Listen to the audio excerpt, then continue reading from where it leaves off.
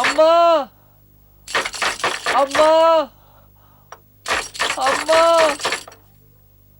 আম্মা, আলাদিন, আম্মা, আম্মা, আম্মা, আম্মা, আমার বেটা এসে গেছে, আম্মা, আমার বেটা এসে গেছে। আলাদিন, আম্মা, আম্মা, আলাদিন, আমার বেটা আম্মা, কি হয়েছে? আম্মা, আম্মা, কি হয়েছে আমার বেটা? কি হয়েছে আমার বেটা? আম্মা, কি হয়েছে? আম্মা, কি হয়েছে? আম্মা, আম্মা, আম্মা, আম্মা, কি হয়েছে আমার বেটা? কি হয়েছে আমার বেটা?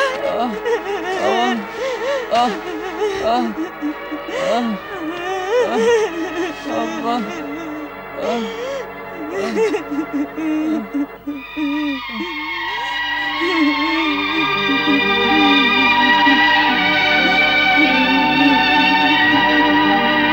আল্লাহ, তোমার লাখ লাখ শুকরিয়া, আমি আমার বেটা ফিরে পেয়েছি।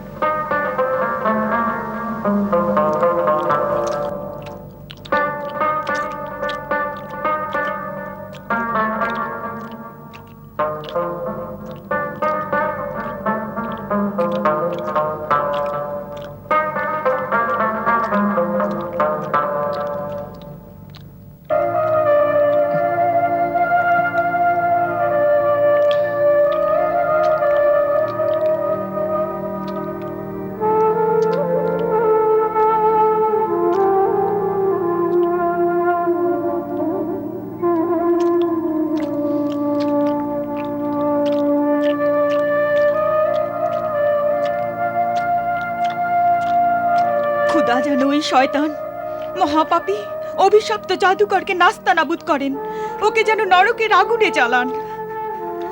যে কষ্ট আমার বেটা পেয়েছে, ও কথা শুনে আমার দিল এখনো কাঁপছে, আর আমার নিঃশ্বাস আল্লাহকে শুকরিয়া জানাচ্ছে। হ্যাঁ আম্মা, তোমার আর ওই ভবঘুরে দরবেশের দোয়াই আমায় বাঁচিয়েছে।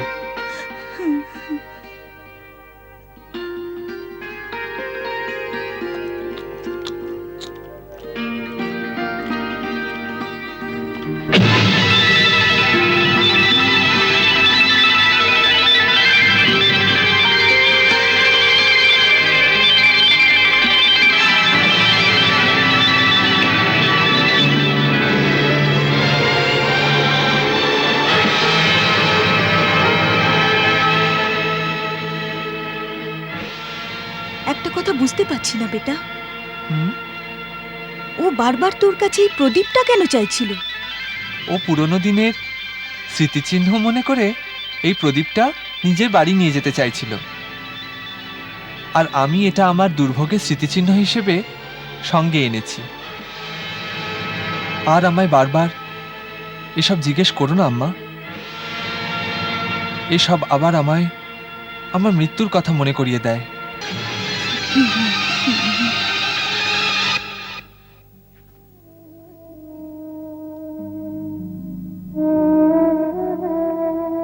আমার খুব খিদে পেয়েছে, খাওয়ার জন্য আরো কিছু দাও মা।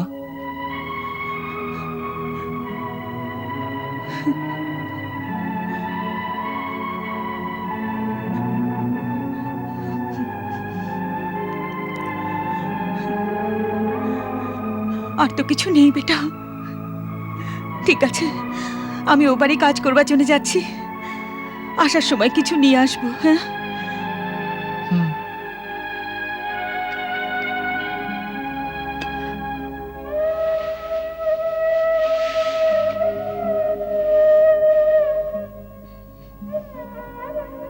হ্যাঁ,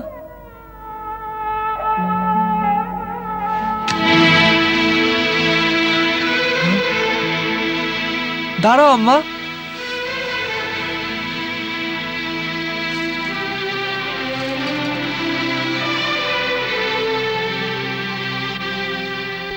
আমি এই অপয়া প্রদীপটাকে পুরনো জিনিসের ব্যবসাদার নওয়াজির নাহামি দোকানে বেচে আসবো। হ্যাঁ, হ্যাঁ।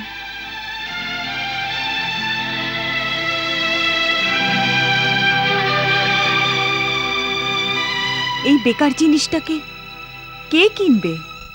আমায় বেচার চেষ্টা তো করতে দাও আম্মা, হয়তো কিছু দেরাম পাওয়া যাবে। আচ্ছা, তো যা বেঁচে আয়। ঠিক আছে।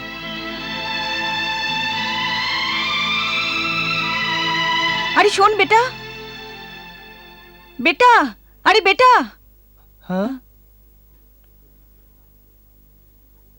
এই প্রদীপ তো ভীষণ ময়লা, আর এতে জংও লেগে আছে। এটা একটু সাফ তো করে নে। তুমি ঠিক বলেছ আম্মা, আমি এটাকে এখনই ঘষে সাফ করে দিচ্ছি, তাহলে দামও বেশি পাওয়া যাবে আর আমি রুটিও নিয়ে আসবো। হ্যাঁ,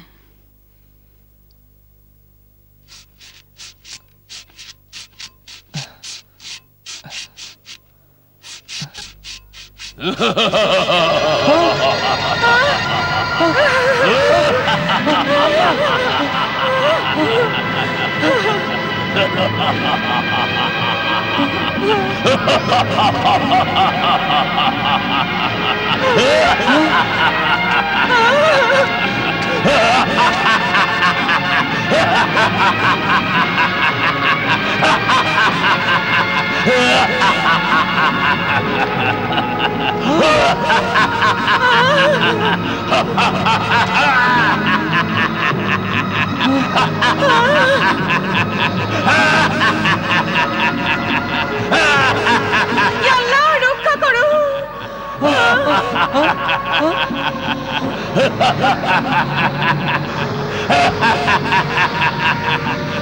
ও আল্লাহর শ্রেষ্ঠ কীর্তি, আমার মালিক, তোমার কি আদেশ?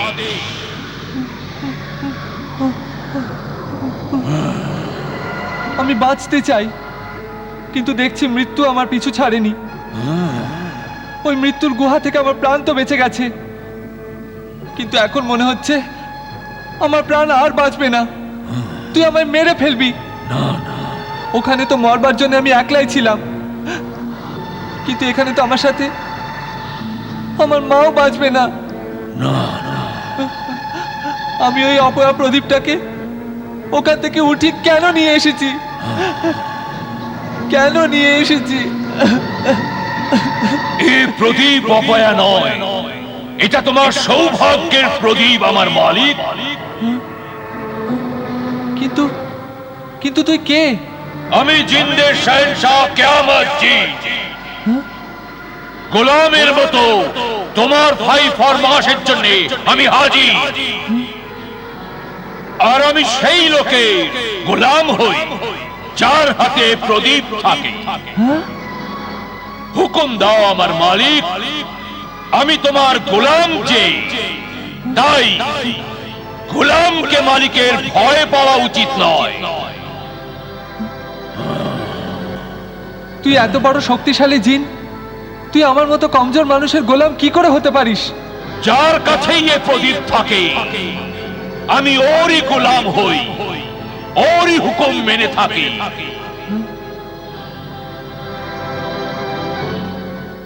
আমার বিশ্বাস হচ্ছে না। তোমার বিশ্বাস হচ্ছে না? তুমি হুকুম তো দিয়ে দেখো। কি হুকুম দেব?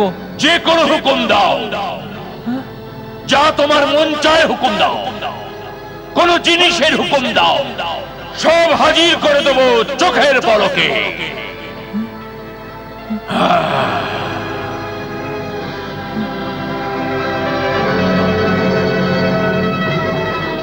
আমার আর আমার মায়ের খুব খিদে পেয়েছে, তুমি কি কিছু খাবার আনতে পারো? কেন নয় মালিক, আর বলো তোমার কি আদেশ? দামি পোশাক আর দৌলতও চাই। সবকিছু নিয়ে আমি এখনই হাজির হব মালিক।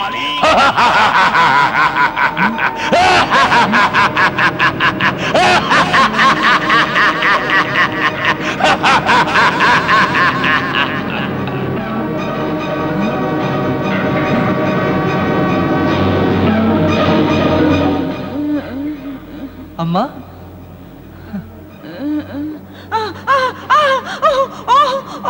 আম্মা, ভয় নেই, শোনো শোনো আম্মা,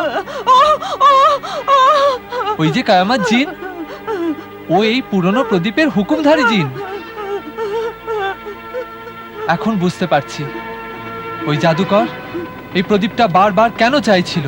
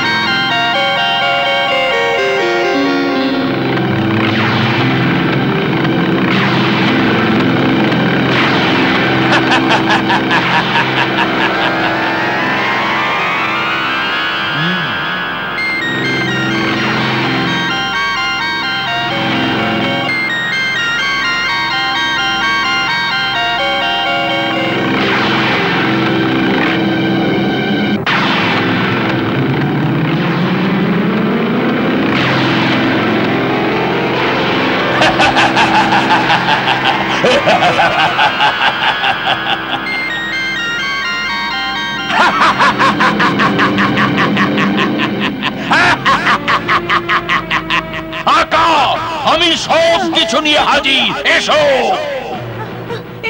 এ কিসের আওয়াজ? ভয় নেই আম্মা, এ ওই শাহেনশাহ জিনের আওয়াজ। চলো ওঠো, ওঠো আম্মা।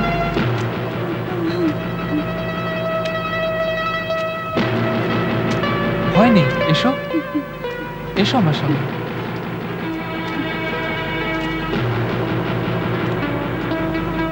আকা, আমি সব কিছু নিয়ে এসেছি।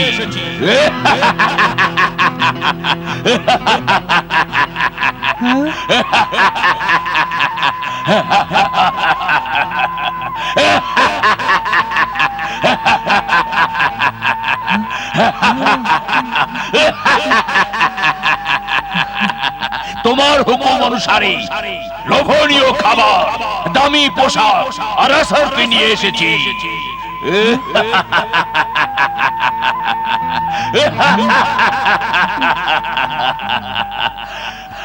শুক্রিয়া শাহেনশাহ জিন, শুক্রিয়া। দেখো আম্মা, ও আমাদের জন্য কত কি জিনিস এনেছে। পোলাও, জর্দা, কোরমা, মুরগ মুসাল্লাম, রুটি। এসো তাড়াতাড়ি খেয়ে নি। না, আমি খাবো না। এই খাবার খাওয়া উচিত নয়। কেন নয় আম্মা? এই সব খাবার আমাদের কপালে লেখা ছিল। এই জন্য আল্লাহ এইসব জিনিস এই জিনের হাত দিয়ে আমাদের কাছে পাঠিয়েছেন।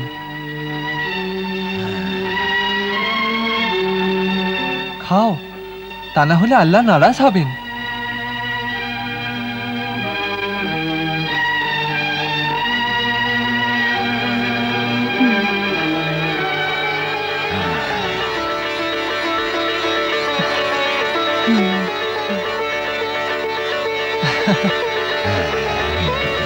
এসো, বিসমিল্লাহ করো।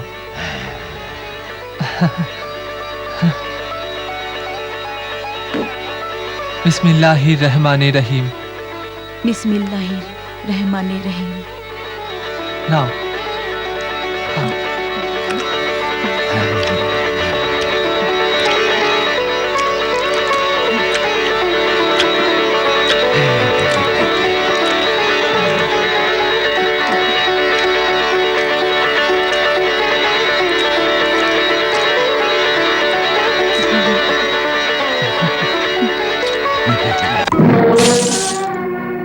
এই নাও সুদখোর মিজান, এই নাও 2000 দিনার, আর মহাতারা মাসুম বেকে মুক্ত করে দাও।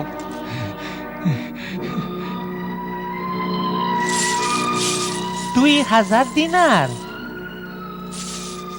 হ্যাঁ মেকি নয় তো? তোমার মতো নকল নয়, এ আসল। হে দামি পোশাক, আরে দিনার কই থেকে চুরি করছস? কোত্থেকে চুরি করছস? কোত্থেকে চুরি করছস?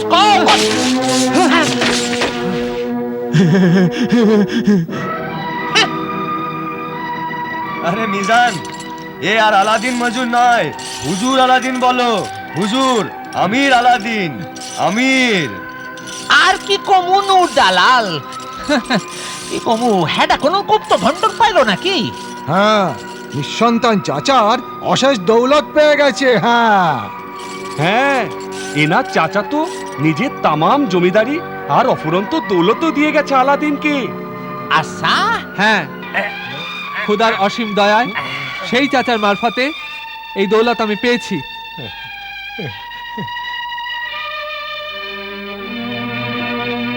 যা মাসুম বেদ গুলাম যা, বড় দুঃখের সঙ্গে তরেও আজাদ কইরা দিতে আছি, যা।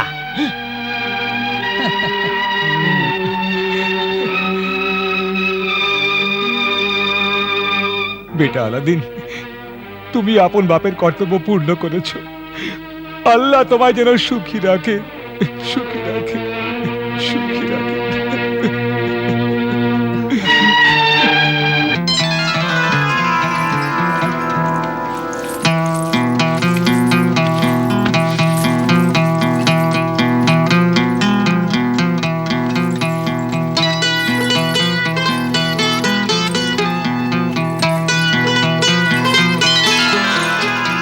এতে কয়েক লাখ আশারফি আছে। প্রথমে আপনি আপনার ঘরের অবস্থা ফেরান, তারপর অসহায় আর গোলামদের মুক্ত করুন। যেখানে পানি নেই, পানির ব্যবস্থা করুন। গরিবদের জন্য ধর্মশালা, অভুক্তদের জন্য লঙ্গরখানা, বিমারদের জন্য চিকিৎসা ঘর, বাচ্চাদের পড়ার জন্য মাদ্রাসা, আর মুসাফিরদের জন্য পান্থশালা আর সরাইখানা বানান। তারপর এমন এক ব্যবসা শুরু করুন যেখানে বেরোজগারদের রোজগার মেলে।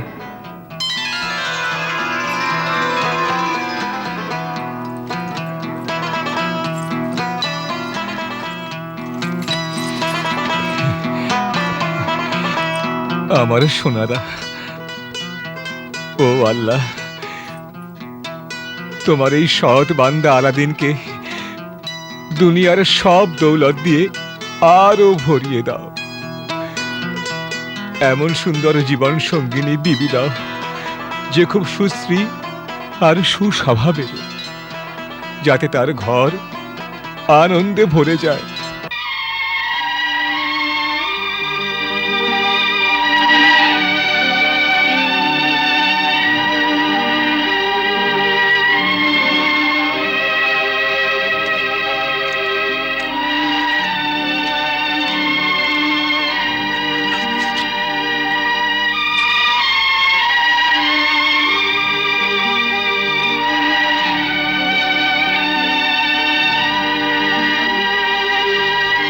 কি ভাবছো আমার মালিক?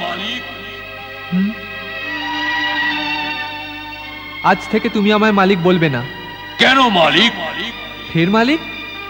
কারণ আমি তো তোমার গোলাম। আমি গোলামের বিলকুল খেলাফে। কোনো মানুষেরই কোনো হক নেই যে সে নিজের মতলবের জন্য অন্য মানুষকে গোলাম বানিয়ে রাখে আর নিজে মালিক হয়ে যায়। এই জন্যে না তুমি আমার গোলাম আর না আমি তোমার মালিক।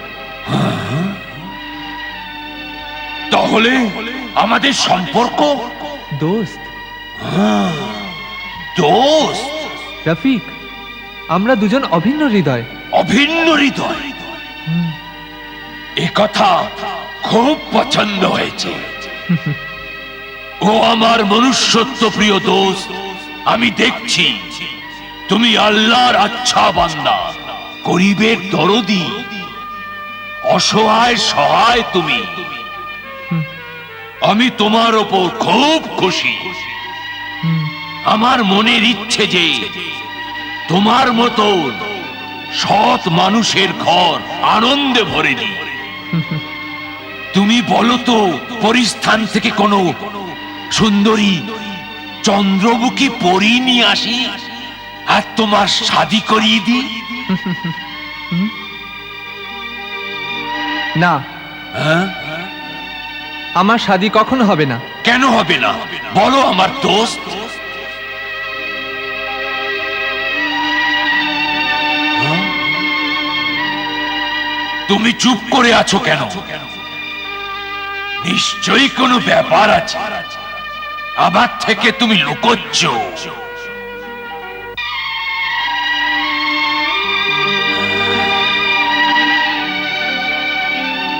যদি তুমি না বলো তাহলে আমি কিন্তু নারাজ হয়ে যাব। নারাজ হইও না দোস্ত। যখন তুমি আমায় দোস্ত বলেছো, তখন এই দোস্তকে তার দোস্তির কর্তব্য করতে দাও। আমার দোস্ত, এখন বলো।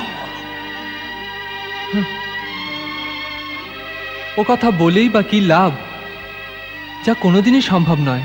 হিম্মত করলে মানুষ কি না করতে পারে, সব কিছু করতে পারে। তোমার কি কারুর সঙ্গে প্রেম হয়েছে? হ্যাঁ, মুবারক হোক। প্রেম তো ভাগ্যবান লোকেদের হয়। বলো তো কে ও? ও বাদশাহ দুহিতা, ও চোখের তারা। হ্যাঁ, ও তো এই রাজ্যের শাহজাদি। ওর নাম গুলাব শাহ।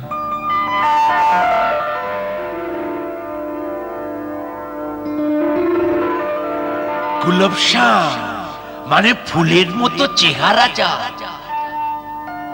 ফুলের মতো গন্ধ যা, ফুলের পাপড়ির মতো সুন্দর আর নরম। হ্যাঁ, বিলকুল এইরকম গুলাব শাহ।